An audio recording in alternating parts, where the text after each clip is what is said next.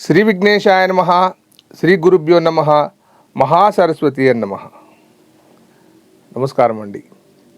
2024 సంవత్సరం మీ అందరికీ శుభం జరగాలని, ఆర్థికంగా వెసులుబాటు జరగాలని ఆ సరస్వతిని మనస్ఫూర్తిగా కోరుకుంటున్నానండి. ఈరోజు పవర్ ఆఫ్ న్యూమరాలజీ సిరీస్లో 1, 10, 19, 28 తేదీల్లో పుట్టినవారు ఎలా ఉంటారు, వారికి 2024 సంవత్సరం ఎలా కలిసి వస్తుంది, వారు ఏం చేస్తే అభివృద్ధిలోకి వస్తారు, అసలు వీరి క్యారెక్టర్ ఏంటి, వాళ్ళు చేసే పనులు వారికి సూట్ అవుతున్నాయా లేదా అనే అంశం గురించి మాట్లాడుతున్నానండి.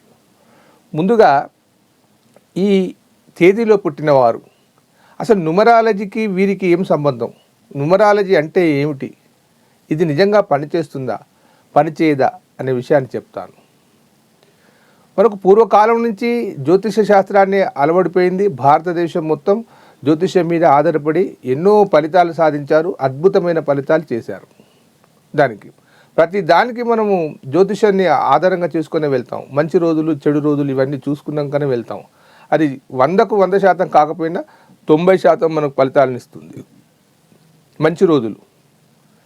అయితే ఈ న్యూమరాలజీ అనేది మనకు ఎక్కడి నుంచో విదేశాల నుంచి వచ్చింది కాదు, ఇది మన భారతదేశంలోనే పుట్టింది. కపిల మహర్షి గారు ఈ సంఖ్యాశాస్త్రాన్ని వ్రాశారు.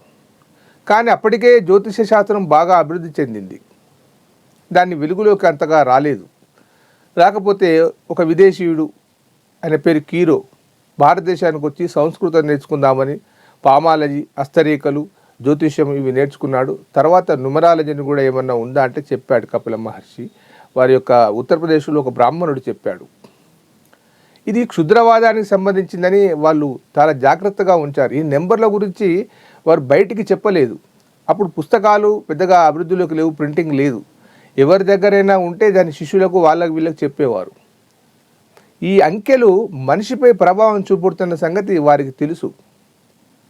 వాళ్ళు ప్రయోగాత్మకంగా చేశారు. కొన్ని నెంబర్స్ మనిషి మీద ఎలా ప్రభావం ఉంటుందని పరిశోధన చేశారు. అది సక్సెస్ అయింది. దాన్ని ఈ కీరో ఈ ఉత్తరప్రదేశ్లో ఉన్న బ్రాహ్మణ్ దగ్గర నేర్చుకొని అతను విదేశాలకు వెళ్ళి ప్రయోగాత్మకంగా 50 సంవత్సరాలు కష్టపడి చేశాడు. అతను వెలుగులోకి తెచ్చాడు. అంతకంటే పూర్వం పైథాగరస్ కూడా చాలా కష్టపడ్డాడు. పైథాగరస్ సిస్టము, చాల్జన్ సిస్టము చాలా ఉన్నాయి నెంబర్ సిస్టాలు. చైనాలో కూడా లూషో గ్రీడ్ అని అంటారు దాన్ని, అది 9 అంకెలతోటి. ఏది ఏమైనప్పటికీ ఈ యొక్క నెంబర్స్ అన్నీ కూడా గ్రహాలకు సంబంధించినవని ఖచ్చితంగా జ్యోతిష శాస్త్రం ప్రకారంగా కానీ న్యూమరాలజీ ప్రకారంగా కానీ ఇవన్నీ గ్రహాలయే, వేరే కాదు. ఈ గ్రహాల యొక్క నెంబర్సు మనిషిపైన ప్రభావాన్ని ఖచ్చితంగా చూపెడుతున్నట్టు నిరూపించబడ్డాయి. వేల నెంబర్సు, వేల మంది జీవితాలు, వాటి హిస్టరీలన్నీ గమనిస్తే వారికి ఈ నెంబరు ఉన్నవారు ఇలా ఉన్నారు, ఈ నెంబరు ఇలా ఉన్నారు అని పుస్తకాలు కానీ గ్రంథాలు కానీ వారి జీవితాలు కానీ తెలియజేస్తున్నాయి. అందులో అనుమానపడవలసిన అవసరం లేదు. అయితే ఈ యొక్క నెంబర్స్ ఉన్న వాళ్ళ క్యారెక్టర్స్ను పరిశీలించినప్పుడు వారు ఏ క్యారెక్టర్ అయితే సూచించారో గ్రంథాలలో ఆ విధంగానే ఉన్నారు. ఈ 1, 10, 19, 28 తేదీల్లో పుట్టిన వారికి ఆత్మవిశ్వాసం ఎక్కువ అండి. వారు ఏదైనా పని చేయాలంటే ఎవరూ లేకున్నా ఒంటరిగా ఆత్మవిశ్వాసంతో పని చేయగలరు. రాజకీయ రంగంలో ఉన్నవారు చాలా అభివృద్ధిలో ఉంటారు. పొలిటీషియన్స్గా చాలా చాలా గొప్పగా ఉంటారు. వీరికి ప్రపంచాన్ని జయించాలన్న ఆలోచన వీరికి ఉంటుంది. పేదరికంలో మగ్గినా కానీ నాకేం కాదు, నేను జయించగలనే నమ్మకం వీరికి ఉంటుంది. దాంతో వాళ్ళు ఏ రంగంలో ఉన్నా కానీ నెంబర్ 1 స్థానానికి చేరుకోవాలన్న ఆరాటం ఉంటుంది.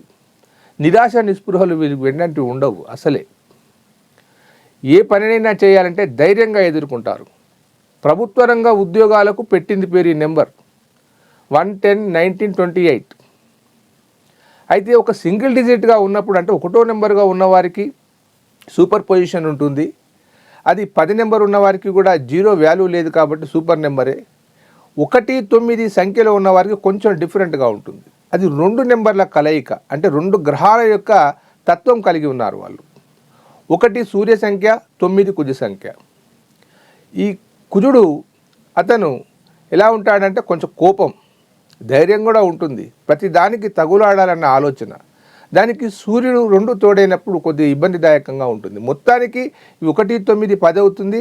అది టోటల్ క్యారెక్టర్ చూస్తే కొంచెం పవర్ఫుల్గా ఉంటుంది. అది వీరికి పోలీసు రంగంలో, ప్రభుత్వ శాఖలలో, నావీ రంగాలలో ఈ 1-9 ఉన్న వారికి, రియల్ ఎస్టేట్ రంగం బాగా పనిచేస్తుంది.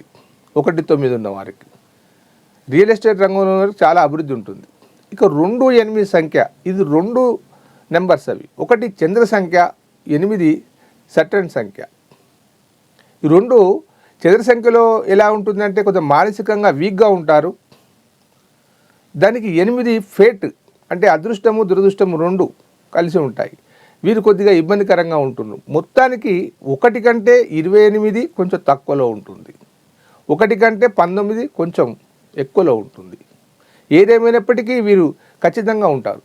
వీరు మార్చి 21 నుండి ఏప్రిల్ 28 తేదీలో కనుక పుట్టి ఉండేది ఉంటే అది సూర్యమాన పద్ధతి ప్రకారంగా ఇది సింహరాశిలోకి వస్తారు. వారికి మార్చి 21 ఏప్రిల్ 28 తేదీలో పుడితే వారికి అనుకూలమైన తేదీలు కొన్ని ఉన్నాయి, చెప్తాను. ఖచ్చితంగా వారికి లాభం చేకూరుతుంది, అది అందులో 100% నిజం. దీంతోపాటు మనకు ఒక డేట్ ఆఫ్ బర్తే ఇది కొన్ని సంవత్సరాల వరకు పనిచేస్తుంది. డెస్టినీ నెంబర్ అంటారు. అంటే పుట్టిన తేదీ, పుట్టిన నెల, పుట్టిన సంవత్సరం ఈ 3 కలుపుకుంటే వచ్చేదాన్ని డెస్టినీ నెంబర్ అంటారు. దాన్ని విధిరాత నెంబర్ అని చెప్తారు. నీ జీవితం ఎలా ఉండబోతుంది, ఏ సంవత్సరంలో మీరు అభివృద్ధి చెందగలరు, ఏ డేట్లు మీకు అనుకూలంగా ఉంటాయి అనే అంశాన్ని ఈ డెస్టినీ నెంబర్ ద్వారా తెలుసుకుంటాం. వీరికి 1 డేట్ ఆఫ్ బర్త్ ఉన్న వారికి, 10 డేట్ ఆఫ్ బర్త్ ఉన్న వారికి, 19 డేట్ ఆఫ్ బర్త్ ఉన్న వారికి, 28 డేట్ ఆఫ్ బర్త్ ఉన్న వారికి వారి డెస్టినీ నెంబర్ కనుక 4 అయిందనుకోండి, మొత్తంగా కూడినప్పుడు 4 మిత్ర సంఖ్యనే. పరస్పరం రాహువైనా కానీ రాహుకు సూర్యునికి సంబంధం ఉంది. పరస్పరం ఇచ్చిపుచ్చుకునే ధోరణి, నువ్వేమిచ్చావు నేనేమిచ్చామని అనుకుంటారు. 4 డేట్లలో కానీ, 13 డేట్లలో కానీ, 31 డేట్లలో కానీ మనకు అనుకూలమే. కానీ అదే 8 సంఖ్య అయిందనుకోండి, ఈ 8 వీరికి వ్యతిరేక సంఖ్య. ఆ 8 సంఖ్య వల్ల దురదృష్టాన్ని పడవలసిన అవసరం వస్తూ ఉంటుంది. కాబట్టి ఈ 8 సంఖ్య తర్వాత 7 సంఖ్య సరిగా వీరికి పనిచేయవని శాస్త్రజ్ఞులు గుర్తించారు. కాబట్టి డెస్టినీ నెంబర్ కనుక సరిగా ఉండి వారికి అనుకూలమైన డెస్టినీ నెంబర్ వస్తే పర్వాలేదు, ఏమీ అవసరం లేదు. అలా లేని సందర్భంలో మనం నేమును కరెక్షన్ చేసుకోవాల్సిన అవసరం ఉంటుంది. మన నేముకు అంటే ప్రతి ఒక్క నేముకు కొన్ని అక్షరాలు కలిగి ఉంటారు. RAMESS రమేష్.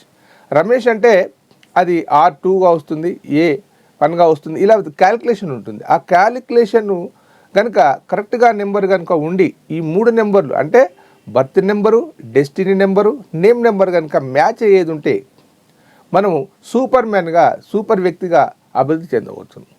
అందుకనే న్యూమరాలజిస్టులు అందరం ఏం చెప్తామంటే నీ డేట్ ఆఫ్ బర్త్, నీ డెస్టినీ నెంబరు, నీ నేమ్ నెంబర్ కనుక సరి చేసుకోండి. మేము చేసేది ఏమిటంటే మీ పేరులో ఒక అక్షరాన్ని కనుక ఒక లెవెల్గా చేసేసి దాని వాల్యూను పెంచేసి వైబ్రేషన్ కనుక చేస్తే మీ డెస్టినీ నెంబర్ వైబ్రేషన్ అవుతుంది, మీ నేమ్ నెంబర్ వైబ్రేట్ అవుతుంది. అప్పుడు ఆర్థికంగా వెసులుబాటులోకి వస్తారు.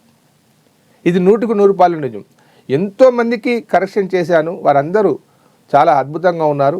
అందరూ ఎందుకండి, నేనే కరెక్షన్ చేసుకున్నాను. నా పేరు ప్రకాష్ గురు, PRAKASH. గురువులో RR పెట్టుకున్నాను. నాకు కావాల్సిన నెంబర్ నేను తెచ్చుకున్నాను, నెంబర్ 5కి తెచ్చుకున్నాను. చాలా హ్యాపీగా ఉన్నాను. చూడండి, పోతే పోయిందే ఉందండి. ఎన్నో లక్షల రూపాయలు ఖర్చు పెడుతున్నాం, ఒకరోజు 2000, 3000 రూపాయలు వృధాగా చేస్తున్నాం. ఒక న్యూమరాలజిస్ట్ని కలిసి అతని నేమ్ ఆఫ్ కరెక్షన్ ద్వారా చూసుకుంటే బాగుపడతారు కదా. కాబట్టి మీకేదైనా న్యూమరాలజీ సమస్యలు ఉంటే ఈ నేమ్ ఆఫ్ కరెక్షన్స్ కావాలనుకుంటే ముఖ్యంగా చెప్తున్నాను, పుట్టిన పిల్లలకు ఒకేసారి మీరు ఆధార్ కార్డులో ఎంటర్ కాకముందే న్యూమరాలజీ ప్రకారంగా నేమ్ ఆఫ్ కరెక్షన్ చేసి పెట్టండి. వారికి జీవితంలో సమస్యలు రావు. వాడు పెద్ద పెరిగినాక మిమ్మల్ని నిందించవద్దు. మీకు న్యూమరాలజీ కరెక్షన్స్ ఉండేది ఉంటే కింద నెంబర్ ఫోన్ చేయండి, మీకు కరెక్షన్ చేసి ఇస్తాను. అపాయింట్మెంట్ తీసుకున్న తర్వాతనే ఫోన్ చేయండి, దానికి తగిన రుసుము ఉంటుంది, మీకు ఖచ్చితంగా సహాయం చేస్తాను. ఇటు జాతకం ప్రకారంగా, జ్యోతిషం ప్రకారంగా చూడడం నా ప్రత్యేకత. అలాగే న్యూమరాలజీ 2 మ్యాచ్ చేసే విధంగా చూస్తాను. కేవలం న్యూమరాలజిస్ట్నే కాదు నేను, ఇటు జ్యోతిష పరంగా, ఇటు న్యూమరాలజీ పరంగా మీకు సహాయం చేస్తాను. ఉంటానండి, మీ ప్రకాష్ గురు, ఆస్ట్రో న్యూమరాలజీ. నమస్కారం.